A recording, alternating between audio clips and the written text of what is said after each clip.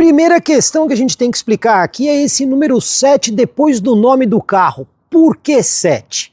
Tem gente que pode imaginar, será que é 7 lugares? Não, não é. Esse carro aqui é 5 lugares. O que acontece é que na China é muito comum utilizar números para falar do tamanho do carro. Então aqui o número 7 está indicando que ele é de um porte médio para grande. Como é que a gente sabe isso?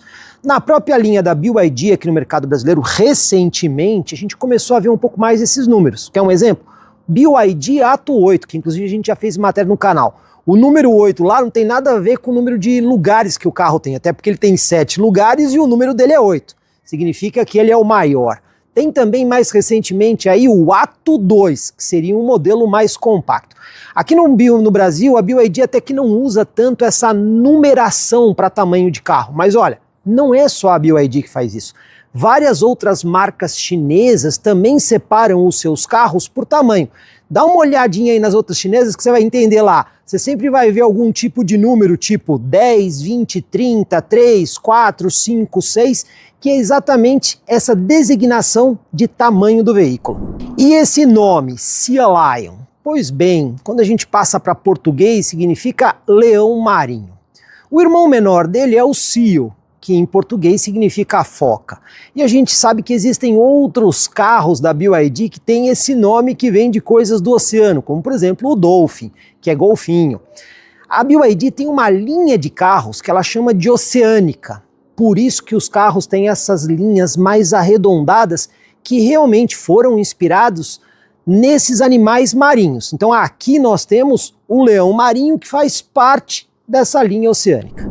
O Sea Lion tem uma identidade própria, ainda que ele guarde semelhanças de estilo com o Seal. Mas os faróis são bem diferentes. Para começar, a gente tem aí o sistema do tipo projetor. E a assinatura luminosa, ela se divide dentro, perto dos projetores e também aqui em parte do para-choque, na área externa do bloco do farol. Detalhe que esse carro não possui farol auxiliar dianteiro. O que a gente consegue ver aqui são elementos aerodinâmicos do para-choque. Assistências à condução é um pacote completo. Então a gente tem certeza que existe uma câmera ali no para-brisa. Mas a gente suspeita que aqui embaixo, no para-choque, tenha um radar eletromagnético, que a gente vai investigar para realmente ver se existe o radar aí atrás. De toda forma, é um pacote completo, com controle de cruzeiro adaptativo, função stop and go, aviso de saída de faixa com permanência e até mesmo centralização de faixa. E nas manobras de baixa velocidade, o que a gente tem aqui? Vamos começar pelas câmeras 360 graus. Então existe uma câmera aqui na frente, mais duas sob os espelhos laterais e mais uma lá na parte traseira, que produz aquelas imagens 360 graus na tela toda do multimídia. Inclusive isso é um diferencial da BYD, que ela permite que você use essas imagens em qualquer faixa de velocidade. Auxiliando essas câmeras, aqui na frente tem sensor ultrassônico, mas olha só, aqui na frente são apenas 2 sensores. Vamos combinar que um carro desse porte merecia ter 4 sensores aqui na frente, como acontece lá na parte traseira, que são 4 sensores. E o carro não tem sensores nas laterais. Muita gente se pergunta o que é esse pontinho aqui do lado, abaixo da câmera de assistência. Tá vendo? Tem uma tampinha aqui. O que acontece é o seguinte, pessoal. Lá no começo da BYD aqui no mercado brasileiro, os carros da BYD traziam uma dashcam, que é aquela câmera que filma tudo o que acontece à frente do carro para você ter as imagens e posterior análise. Eu mesmo fiz aqui no canal, lá no começo, num BYD Tan, a matéria mostrando essa câmera de dashcam. Mas o que aconteceu? A China deve ter se envolvido aí em algum rolo de lei de proteção de dados e aí os carros passaram a vir sem essa dashcam, que ficava exatamente ali naquele ponto. Mas provavelmente é só para o mercado brasileiro, porque se eles tivessem tirado globalmente, você já não teria mais ali o suporte. Então tem a posição da dashcam, mas ela está indisponível aqui no Brasil. E como funciona o farol? Claro que aqui vai ser tudo em LED. Vocês já estão vendo aí o farol baixo aceso. O outro projetor é o do farol alto. E você também tem a luz de pisca, que você pode ver que ela é sequencial, correndo de dentro para fora e depois para cima. Mas presta atenção que esse carro tem um farol de 45 graus. Olha, a hora que eu aciono a luz de pisca, ele acende esse outro farol que está aí dentro do bloco, tá vendo? Esse farol ele pode acender quando você vira o volante do carro para o lado que você vai virar, ou então quando você aciona aqui a seta. São as duas formas de acionar esse farol de iluminação em 45 graus. Atenção! Isso aí não é farol auxiliar, é uma iluminação em 45 graus para curvas. E antes que alguém pergunte, é um farol de tecnologia ativa? Não, não é um farol ativo. O que esse carro tem é o farol automático. Então, usando a câmera do para-brisa, que também é utilizada para o sistema de assistência à condução, quando ela percebe que não existe veículo à sua frente ou na contramão à noite, ele comuta automaticamente o farol alto. Percebeu outro veículo, ele desliga e você pode interagir com essa opção também lá dentro pela central multimídia. Mas aqui nós não temos sistemas de recortes, né, do farol. E o ajuste de altura do facho do farol é feito pela selada central multimídia. Carro 100% elétrico, é sempre aquela dúvida, o que tem embaixo do capô? Pois bem, aqui acionou a alavanca lá dentro uma única vez, ele já faz o destravamento, não tem aquela trava chata aqui. E tem aqui sistema, né, de pistão mola a gás para manter o capô aberto, inclusive com manta acústica.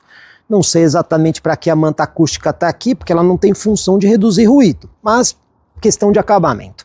E aqui na frente nós temos aquele famoso porta-malas dianteiro. Você pode ver que ele é bem feito, inclusive isolado aqui com borracha. Então, algumas dicas importantes. Tá vendo que o carro está um pouquinho sujo aqui, ó?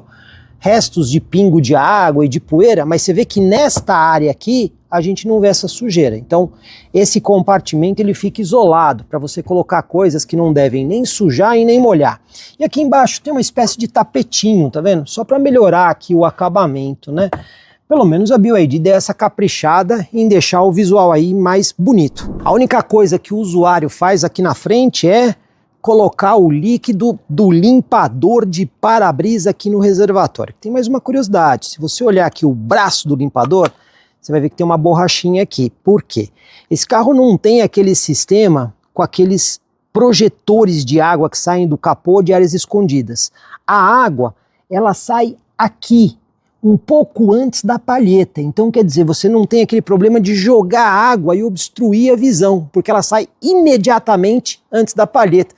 A gente já viu isso em vários carros de categoria premium. O Sea Lion é um carro grande. A gente tem aqui 4,83 metros no comprimento e um entre-eixos generoso de 2,93 metros. A altura do carro, ele não chega a ser assim tão alto, 1,62 metros. E a largura dele de 1,92 metros. Aí você percebe que ele é um carro mais largo. Agora, como ele é, entre aspas, o SUV do Seal, será que ele tem números que justificam esse porte de SUV? Bom, a gente fez um levantamento aqui para vocês, pessoal, e conseguiu o seguinte. Sea Lion, altura em relação ao solo de 169 milímetros, ou seja, praticamente 17 centímetros contra o Seal, que são apenas 120 milímetros, 12 centímetros. Quando a gente fala do ângulo de entrada aqui na frente, ele não é tão generoso, são apenas 16 graus, mas é melhor que o Seal, que é apenas de 13, né? E o ângulo de saída lá atrás é um pouquinho mais generoso, 19 graus, já no Seal é 14. Então a gente percebe que ele tem números que deixam a mobilidade dele melhor. Mas será que ele se sairá bem no nosso teste de lombada? A gente vai ter que conferir isso. Em matéria de suspensão, a BYD caprichou, porque aqui na frente é um sistema totalmente independente do tipo Double Wishbone. A gente sabe que esse tipo de construção é utilizado por carros de maior performance ou de categoria mais premium, porque é uma suspensão mais difícil de construir. E na parte traseira, a gente também tem uma suspensão totalmente independente do tipo Multilink. É claro que um carro desse vai ter freio a disco nas 4 rodas, mas outra coisa que também chama atenção é o tamanho de roda. Olha só, temos roda aqui aro 20 polegadas, diamantada em 2 tons. E também tem aqui um pneu bastante largo, ele é um pneu 245 com perfil 45. É bem verdade que o pneu é bastante largo, mas essa altura aqui do pneu, ele não é tão alto, pessoal. E aí fica aquela preocupação. Será que aqui no mercado brasileiro um pneu com esse perfil não vai sofrer muito nessa questão de buraco na hora de fazer bolha ou até mesmo rasgar? Lembrando, esse carro não tem step. Se o pneu rasgar, volta de guincho para casa. Algumas curiosidades. Aqui na frente, a pinça está pintada em vermelho, ressaltando essa coisa da esportividade. E o disco, além de ser ventilado, ele é perfurado. E a última curiosidade é que o pneu tem aqui o sobrenome EV. É um pneu pensado para veículo 100% elétrico. Como a gente já viu em vários outros carros de categoria premium e também muitos chineses, o sistema de maçaneta aqui é retrátil. Quando você destranca o carro, ele estende a maçaneta, né? E quando você tranca, ele recolhe a maçaneta.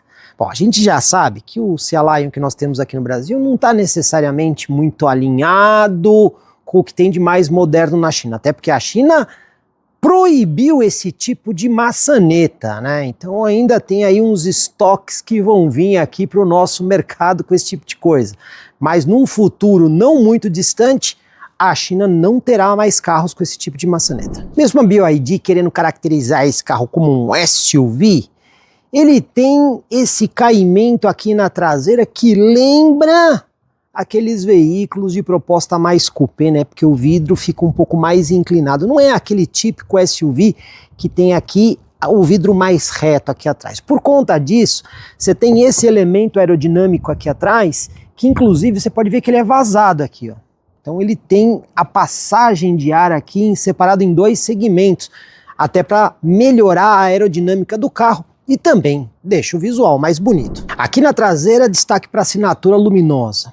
Tudo completamente em LED. E essa assinatura aqui, além de cortar o veículo de fora a fora, nas extremidades você tem esse conjunto mais largo, que você vê que tem uma espécie de pontilhado. Na verdade é uma lâmina de LED embaixo e aqui em cima você tem um mascaramento que tem esses elementos aqui que eu diria que parecem uma gota.